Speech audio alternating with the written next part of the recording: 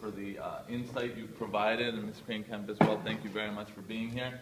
Actually, this map amendment that I'm going to speak about is going to touch on some of the themes you've heard tonight, so I look forward to adding a little bit of specificity to those. Just to give you a quick word about us before we start, and I see some familiar faces in here that have heard me speak before in the community, so I appreciate your patience. We are in our 16th year of operation. Historically, we primarily did residential communities and commercial developments in Maryland and Virginia, developing new land and pushing out the boundaries, let's say, of development in the DC metropolitan area. Over the past several years, we've actually changed our focus, and we've sought to do more infill development. Instead of putting down more pavement, instead of taking down more trees, we think what makes the most sense for the DC metropolitan area is to take advantage of all the resources, the transportation, the streets that are already in place, and capitalize on those. And that's what brings us to this site. The site is a little bit over 1/4 of an acre on the northwestern corner of 9th Street and Kearney Street. The property, we acquired the property in August of 2013.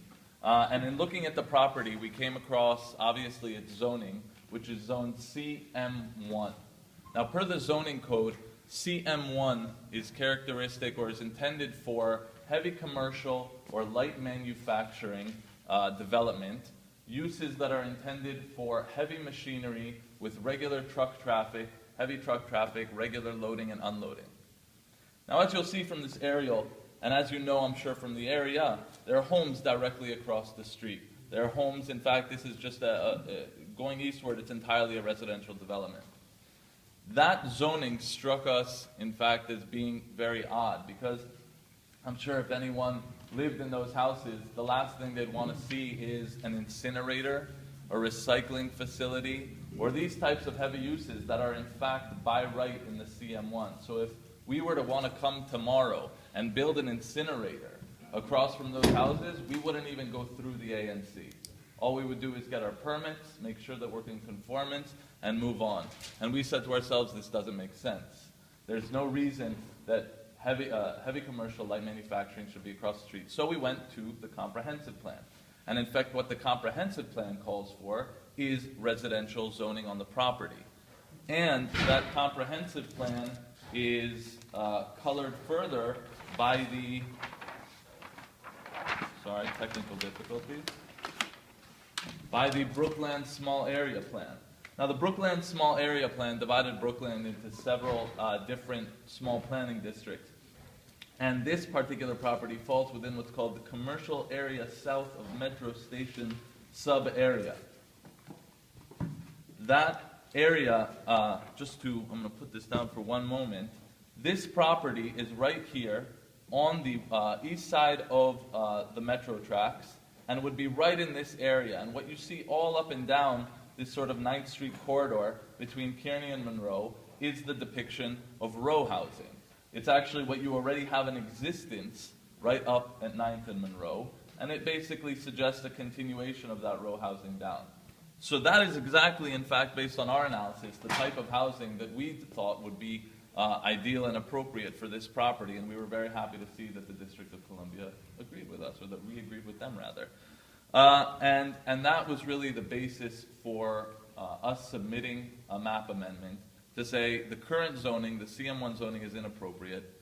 It's this industrial use that Mrs. Crane-Kemp spoke to before, where the Ward 5 councilman has basically said we need to look at these industrial uses. We need to see if they're appropriate. We need to see where they're appropriate, how they're appropriate, etc. And based on the comprehensive plan and the small area plan, the statement has already been made that residential is appropriate for this site, not the industrial that it was originally zoned for. So we're submitting a map amendment to see that effectuated. Now, one thing I want to make clear, because I know that this community, there have been references already this meeting to 901 Monroe. I know this community has been through a lot of contested developments, has been through a lot of challenging processes with regards to those developments. What we are requesting here tonight is actually a down zone. What we are requesting here tonight actually reduces the amount of density that we can build on this property as compared to CM1.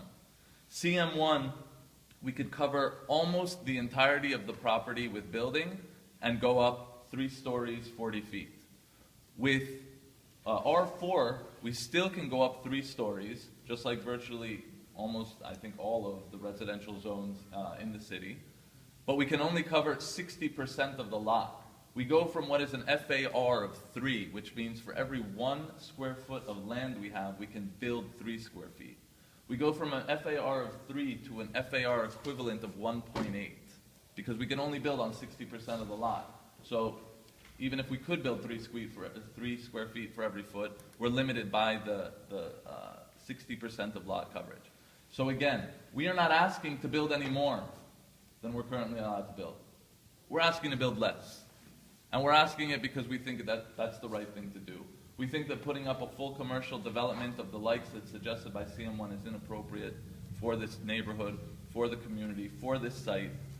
And we are here to present the information as I have tried to do today, and ask for the community support, ask for the ANC support in supporting that map amendment. We specifically have been in touch with Commissioner Steptoe since August or September of 2013. We were in fact going to present during January, but Mother Nature had other plans.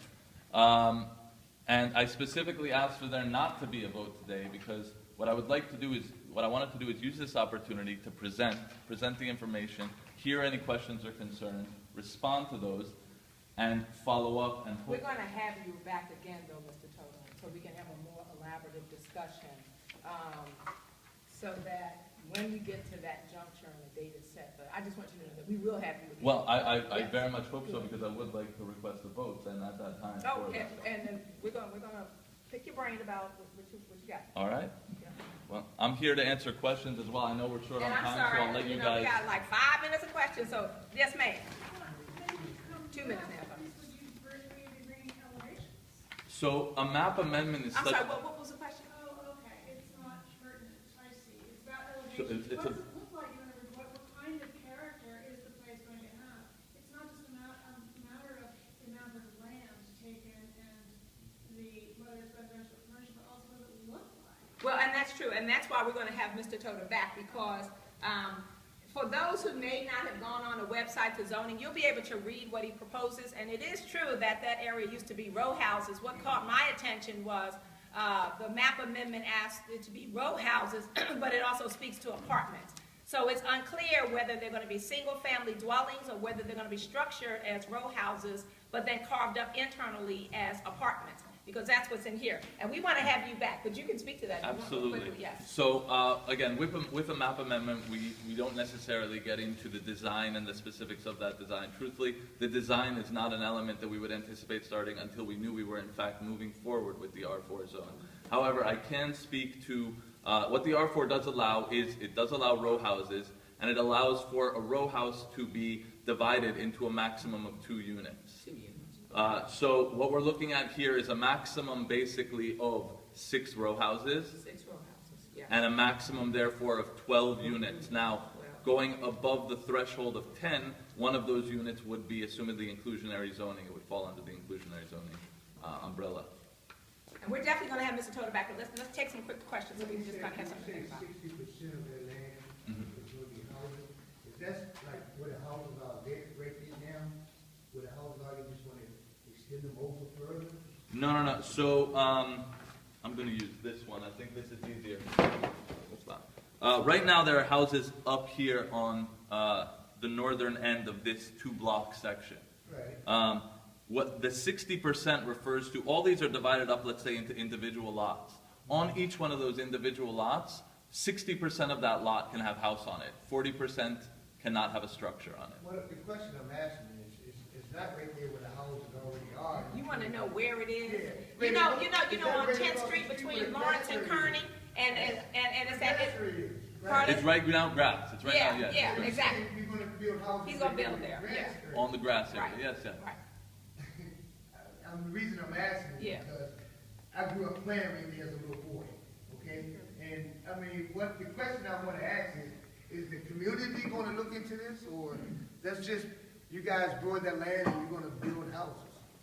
So what we're allowed to build right now is the heavy commercial light manufacturing. That's what we're allowed to build. What we're asking to build is the houses, because we think the houses are far more appropriate than what it's currently slated to be built. But it's not much land there to build anything. It's over a quarter of an acre, sir.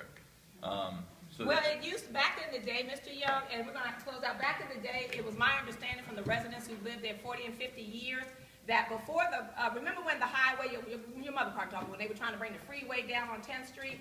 There used to be row houses there, similar to the ones that are on 10th Street, in front of Luke C. Moore, which used to be Brookland School. That used to be, I've been here since '69. Yes. Right around in that area was the Brooklyn Canal. Okay? Right, I And understand. my mother's backyard was not, on Kearney Street itself was nothing but water. It was never no houses there. The houses stopped right there where they at now. Are you talking about on 9th Street? Yeah, Between Lawrence and Kearney? yeah. Those, I wasn't even born in. I'm just telling you what somebody told me. Okay, well, The seniors, okay, I will defer to what you're saying. Okay. But what we will say is what Mr. Toda, we will have Mr. Toda back. Okay. But, and we're gonna have the zoning, because we do want to hear this. We want to hear the plan, and we want the community to be substantively engaged in that discussion, so that when the ANC votes, we would be intellectually, sound and thorough in what the information that we have. Anybody else have any quick questions? Because we will have Mr. Toda back. I want to thank you all tonight. It is, we asked us to be out here at 8:30. Right. Thank you. Thank you very much. Thank you, guys. And I'll be around if anybody has any questions. Yes, yes.